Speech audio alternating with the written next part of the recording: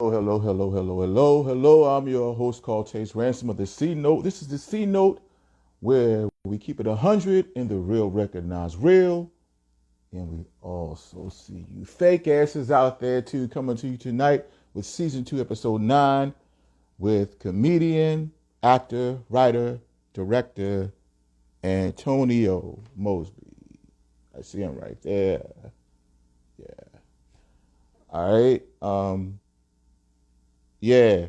Send me a request to come on.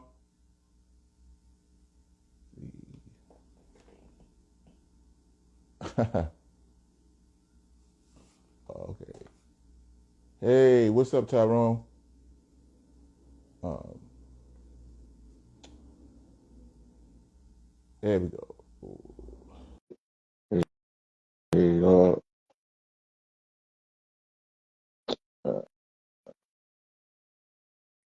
oh, there we go. There we go. Right there. Hey, what's What's good, up? good, fam? How are you? I Man, see you hey, outside. yeah, hey, man, it's Juneteenth, baby. Gotta put my Hey, feet in it's the you ground, too. man. I hear that. I hear that. Hey, what's up, Tim? I see Timothy Magiston on here Hollywood. and a few other people. Yeah, Hollywood, Tim.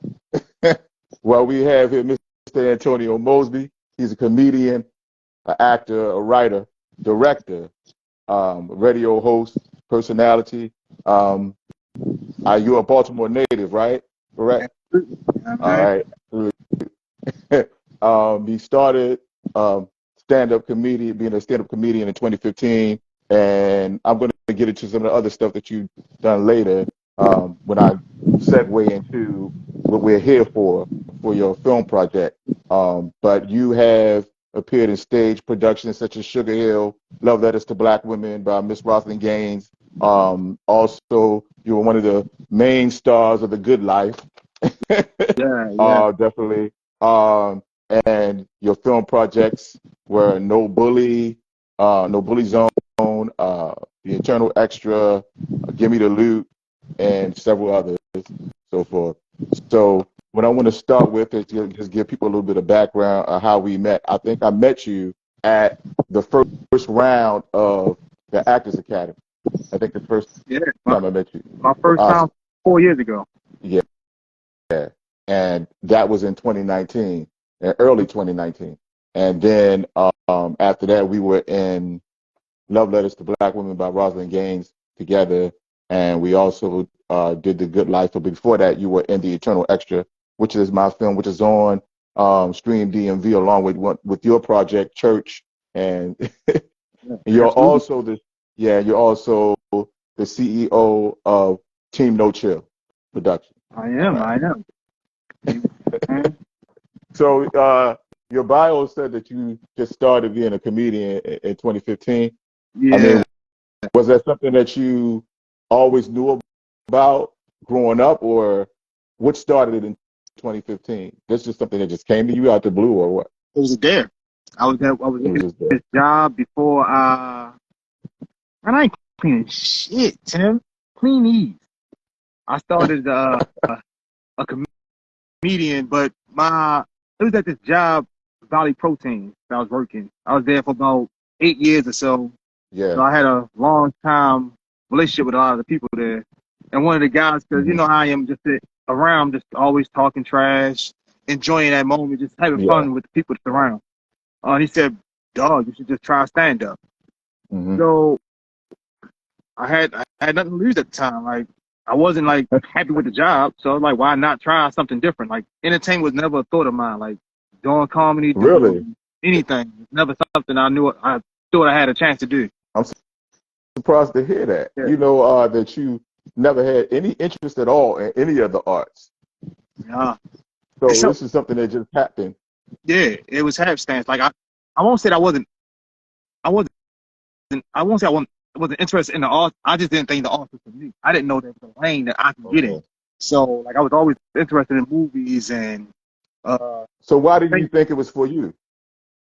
I mean, I mean, it's not growing up, one type of person that it's for. You're, but growing up, you look at things as far as opportunity. So mm-hmm. when I was moving around, it wasn't they didn't have me in stages. plays or doing drama. They didn't have me. I wasn't musically inclined. I wasn't singing and dancing. Mm-hmm. I was always just a guy in the house telling jokes.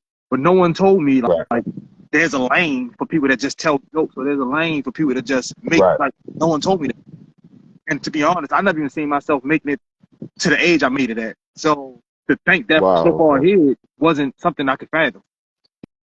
Yeah. No.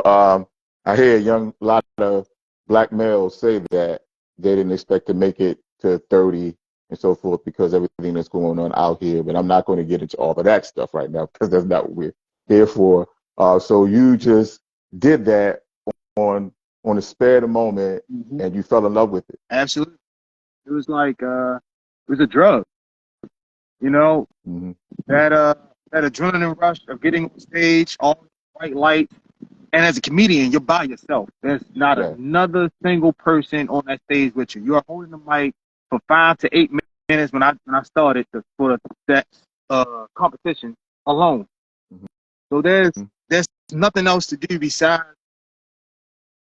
fail or succeed. Right. So when the audience started laughing at you, that was like a drug to you, right? That just made you want to do it more and more and more. I mean, laughter is a good thing and it's a healthy thing, and you know, it's something that's infectious and something that we need in this world, especially what we deal with today. We need laughter and humor and everything. Um, I know you said you have a lot that you want to talk about on here and everything. One of the main reasons why we're here is because of your film project. And I remember hearing Naeem say at the 1 year anniversary of Stream DMV that you were someone who said that you wasn't a writer. Um, Yeah. but now you have written a screenplay. Mm-hmm. So what brought that about? Uh, it's a multitude of things. So being honest and transparent, when I go through things of like a depressed state or anything of that nature, I used to write. I was writing poetry Mm-hmm. and things of that nature. Like if I was like down, it was one of my coping mechanisms. So I had a lot of different things lined up over the course of this year that wasn't as positive as it could be. Um, so I found myself diving into writing this screenplay. What happened was we needed more films as I'm part of the team there on that unit, and we just needed more film so we could continue Right. filming this year. So I took it upon myself to dive into a writing. Naeem had a synopsis. I kind of related to that synopsis in a sense, and I put my own spin on it. Okay, cool. Um, One of the reasons why the Eternal Extra came about, I'm not plugging my own film right now, but one of the reasons, there were different reasons why it came about, is there was a actor, a black actor who had made a post on Facebook like 4 or 5 years ago, and he was like really upset because he wasn't getting any opportunities. Well, he was going on auditions and he wasn't getting any roles, and he felt really down and he felt like giving up, right? So I didn't even know this brother, but he was on my friends list, and I reached out to him and I said, "Don't let anybody make you feel like you're not good enough. Just because you're not getting the roles don't mean you can't play the role. They just have a certain image that they want to put in that role." I said, "But as a black actor, as black artists, we can't sit around and wait for somebody else to give us opportunity. We got to create our own opportunities."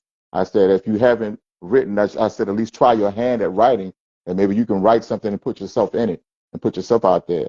So this is the time where we don't have to sit around and wait for somebody else to give us a shot. We can create our own shot and create our own lane. And so I'm happy to hear that you have taken that step and to get into writing. And I also noticed in your bio that you are someone who gives back to the community, um, where you do back to school events and you put on um, comedy shows and you give all the proceeds to the homeless and so forth.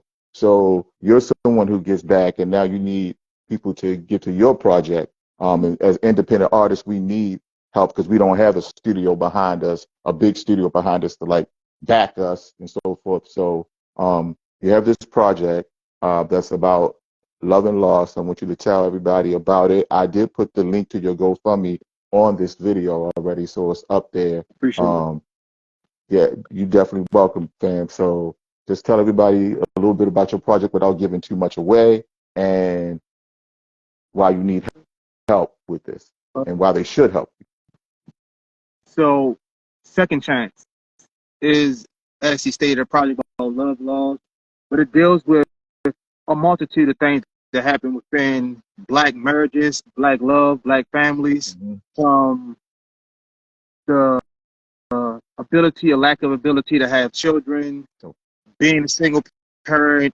It speaks on uh, health issues that we have as men that sometimes we don't take as seriously as we should, or we right. don't do the right thing to solve it.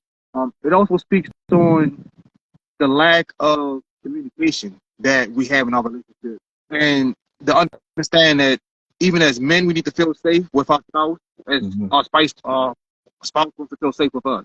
So it speaks on a multitude of things, but from a romantic drama comedy. So it's a dramedy with some romantic abilities within there. So it just gives a different outlook, and it really, I want to say it deals with people. The target audience is more 35 to 50. People younger will watch it just because you can definitely Right. learn from just like talking to your grandparents or Mm-hmm. talking to your mother. You can get that free game. People in that age bracket can relate more just because of the things that happen. That's stuff that they're currently dealing with or Right. they've seen already. Younger people can get it from a informational standpoint more Mm-hmm. so than a relating standpoint in a sense. But there's a lot of free game, a lot of information within that film that will touch a lot of people. And the ending, I'm proud of the ending. So Well, well, I'm excited dynamic. about that ending. Yeah, a lot of people get on me about the ending of of the Eternal Extra, which you are also a cast member of that. Mm-hmm. Um, you know, so we got to keep those endings under wraps. So don't want Yeah, to tell nobody about that. But I'm happy to hear that you say that it's a well-rounded film, that it has romance in it, because we don't really get to see black people in romantic settings a lot. A mm-hmm. lot of times a lot of the films that feature black people, it just focuses on the dysfunction Mm-hmm. in the relationship. And I understand we have to show that. We do have to show that because it's a part of reality. But Yep, we tend to just get stuck on showing that, and we don't ever show the other side. You absolutely. know, showing black people, because there are black relationships that are healthy. uh, Black people who do show love to one another in relationships and consider each other's feelings. Not all black couples are going at each other's throats 24/7. Mm-hmm. But that's what we mainly see, just that. And like I said, I don't have a problem with that being portrayed. My issue is that that's mostly what's all portrayed for the Absolutely. most of the time. We don't get to see like a equal amount on both sides. It's more Mm-hmm. it's more dysfunction showed than the healthy side of it. And I have noticed that black love is under attack. More and more today. You rarely get to see black people together in commercials and so forth now. You see black people attacking each other online, black men and black women going at each other's Mm-hmm.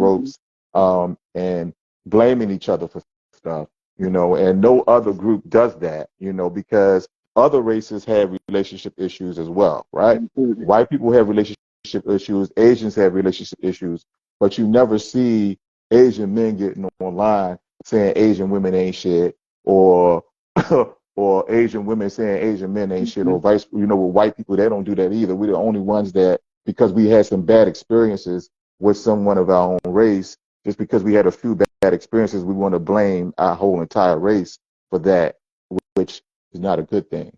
You And know. even with that, a lot of times we have to understand that the people might not be as bad as the actions they portrayed due to traumas that they face. Yeah. So there's times that we suffer from uh, past hurt that we might have pushed down or stuffed Hmm. away, and then we do things that are in direct correlation to the traumas that we faced before that we Right. never seek help for. So if we never seek help or have an understanding of who we were or why we was hurt to Mm-hmm. really face those issues, they come back out until we honestly face them. So a lot of time within some of our relationships, our parenting, our different abilities that we have as people, we don't face and deal with those traumas. That's something Yeah. that the person that's the day out. Yeah. I totally understand that. I mean, most of us have been through traumatic stuff. I myself have been through a lot of shit, but I don't, you know, for me, I don't let that interfere with how I feel about our people. I amazingly was able to get through what I've been through without ending up on, and I'm not putting down anybody who has resorted to drugs or alcohol. I don't want anybody to think that by any means. I think personally, it was a miracle that I didn't end up on drugs or alcoholic to deal with some of the stuff that I've been through. It's only by the grace of God and the ancestors carrying me through that I did not end up, you know, a drug addict or whatever to cope with some of the things that I've been through. And I know that people do act out through their unhealed traumas and unresolved traumas. And that's why therapy is very important, but it has to be a reputable therapist that, you know, understands where you're coming from, because all therapists are not for everybody. So you kind of do your research when it comes to that. So I know you said specifically you had things that you wanted to talk about. Um, Uh, just yeah, just a few things, you know. Like I said, I am a person of multiple things that I did. Mhm. So I'm still doing stand-up comedy. I will be doing a stand-up special this year, so be on the lookout for tickets for that. I'll show up. But that will be end of this year. We're filming a live taping for a stand-up special. I'm putting it out there. I don't say things that right. I. We'll have a live podcast show July 8th. I will be dropping a link for tickets because I to sit down the show. And say that again. You was going a little bit in and out. Say that one more time. A live podcast show Okay. July 8th. I will be having a link coming soon for tickets. I'll say within a week, but tickets Okay. will be limited. So if you see them, grab them because they won't be All there for right. long. Um, Cool. we also within Iron Crown Studios we're filming about 8 more projects. A writers room that's currently still moving going forward. We built Mm-hmm. up a team currently of 5 writers, so we're definitely moving in that direction within Iron Crown Studio. As you mentioned earlier, Yeah. Stream DMV, which comes out from Iron Crown Studio. Right. Also, my main is the founder of that. I help facilitate that as well.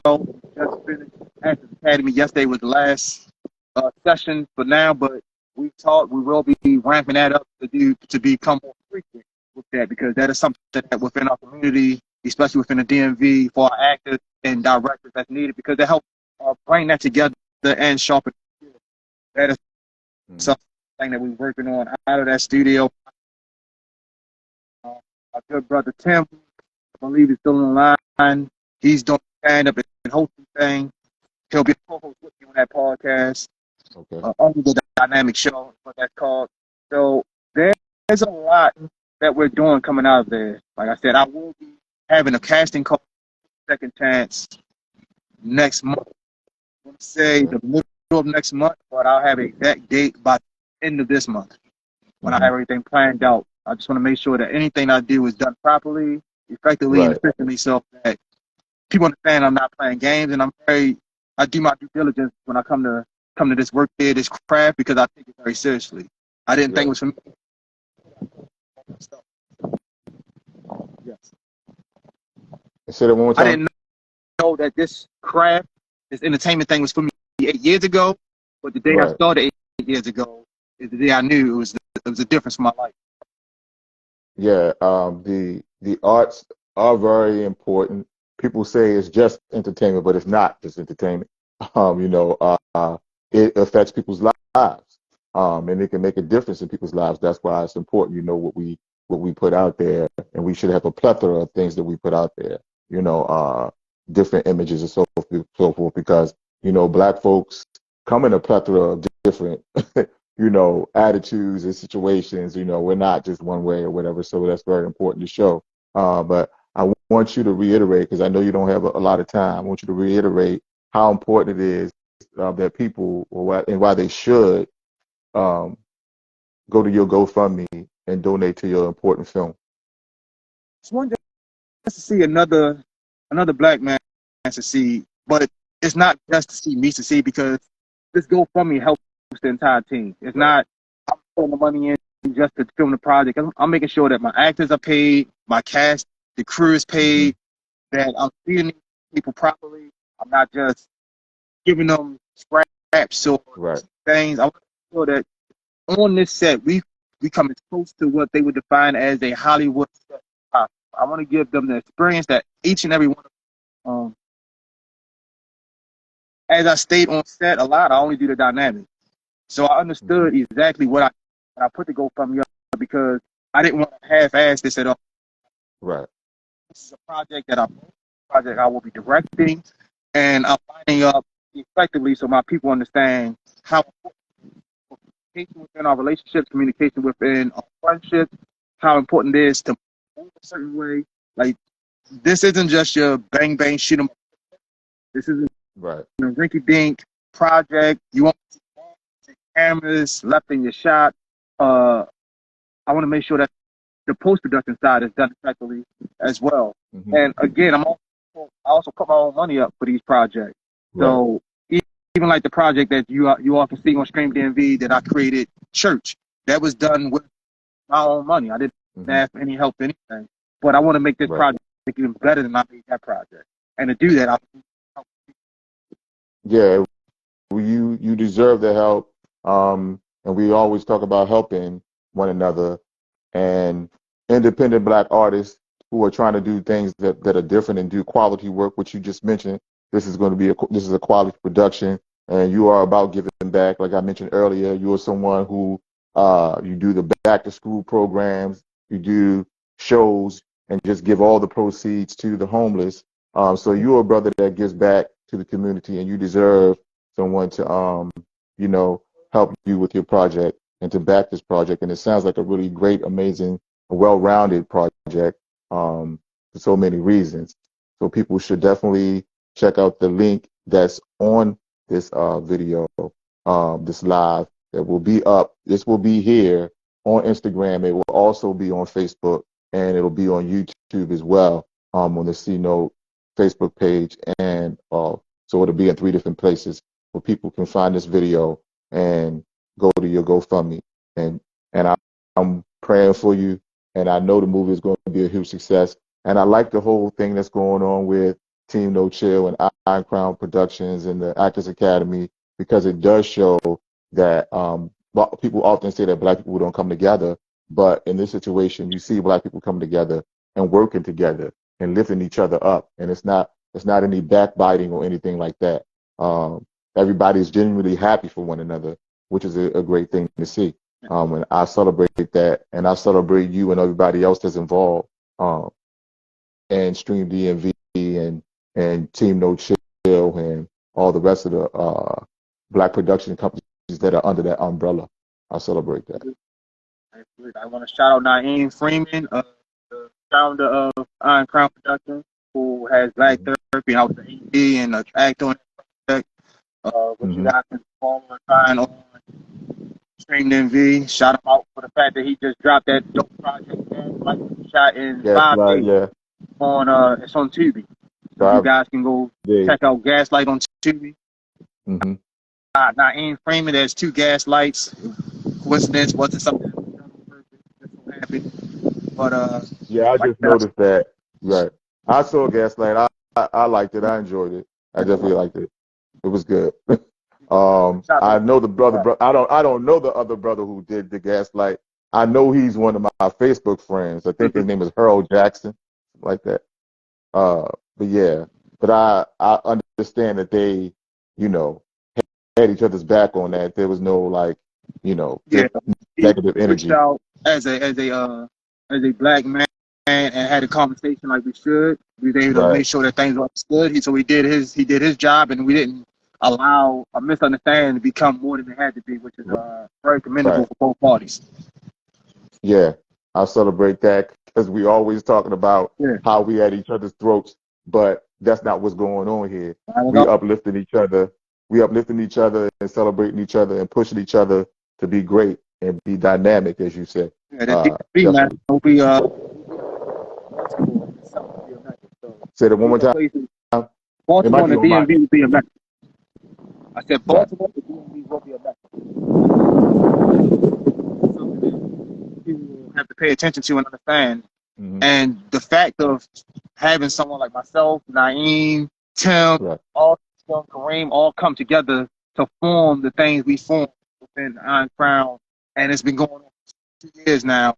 That's Yeah. in itself a powerful thing. Just because you have 5 black alpha male men Right. that are able to understand how to take a back seat and allow someone else to lead and Mm-hmm.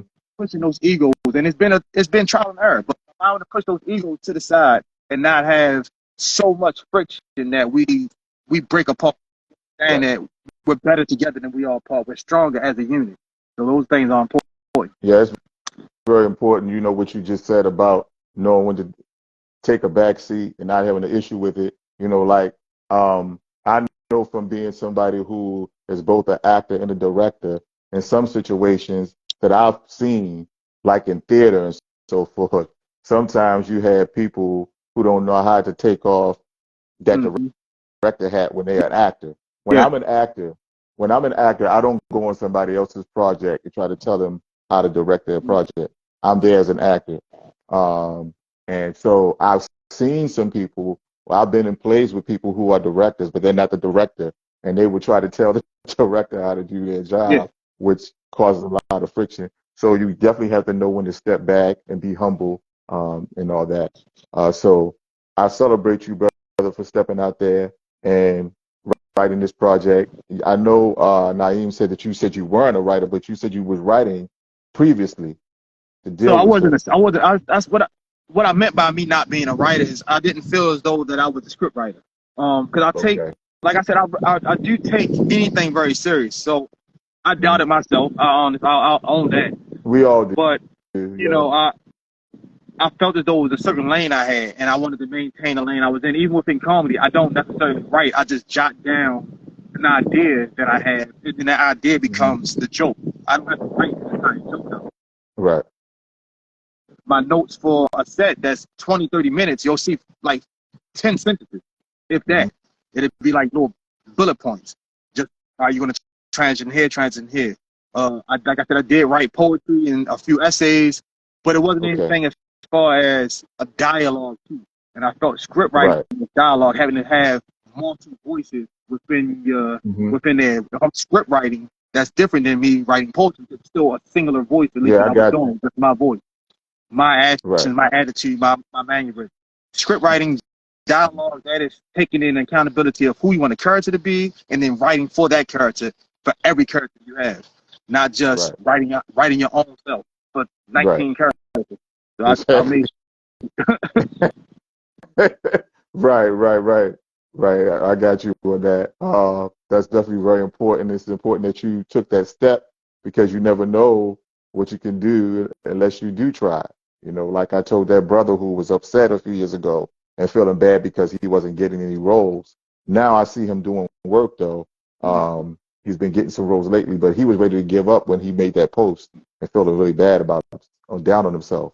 You know, so I'm glad you stepping out there and taking the initiative and this is just the beginning for you. And I know that as far as writing, you're going to be doing much more and it's going to go far. You're going to go far. The whole team is going to go far. And I'm proud to know all of you and be a part of it. So I got one you, more man. thing. I do have one more thing to announce.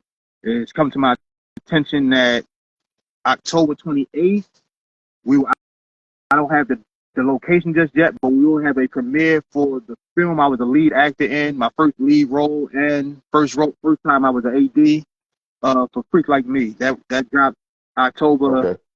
28th. October 28th. Mm-hmm. Okay. Freak Like Me. All right. Who's the producer on that? Producer is Nichelle Noel. Okay, cool. She was the writer, I'm director, not, and producer.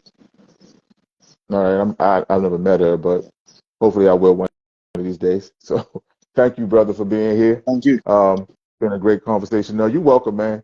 I had it on my mind to reach out to you for like 3 weeks to do Yeah, this. So I finally, made myself reach out to you. And I'm glad you accepted to come on here. I'm doing this from my heart. Like everything I do is about our yeah, people. So I care and I want to see you succeed. And I have no doubt. Well, we already succeeded, yeah. so just gonna go further with it. All right, Man. man. Appreciate it, man. Hey, you're welcome. All right. All right. Peace, man. All right. Peace, man.